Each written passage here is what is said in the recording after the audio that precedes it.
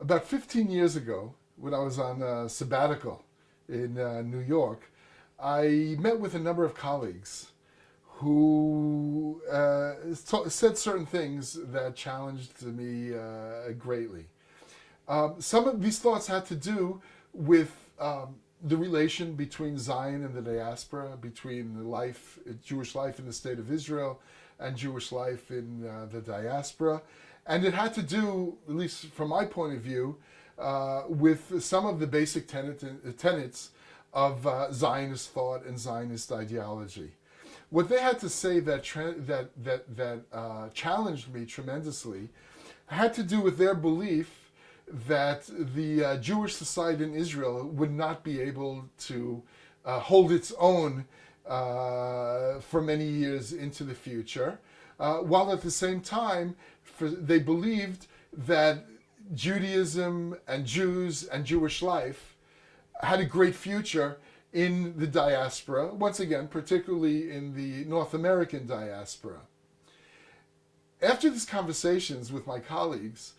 I had the feeling that in order to do justice to the debate that began to develop between them and myself, it's necessary for me to go back and investigate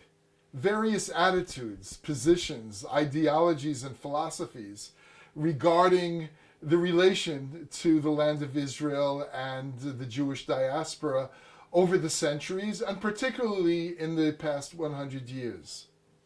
And what I found out through my investigations is that my colleagues were actually representing a theme that was very much present in a debate between Zionist thinkers and non-Zionist thinkers all through the 20th century.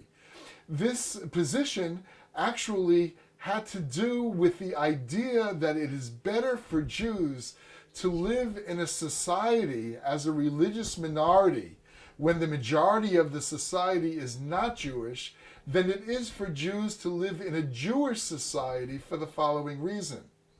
What they maintained, and what I found in many of the ideological positions, ideological diasporist positions that I had been studying,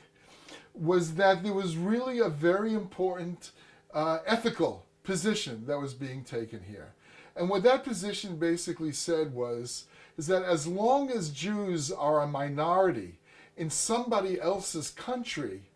they very naturally integrate the ethos of civil equality as a part of their Jewishness because it's a part of their interest as a Jewish minority. Whereas in the land of Israel, they maintained, if the Jews are the majority society, there's nothing to hold them back from preferring their interests as a majority over everybody else.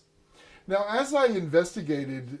these matters and started developing my own thought, I came to the conclusion that it's certainly true that in the land of Israel, where there is a Jewish state, it's important to integrate the diasporist ethos and understand the importance of having a civil equality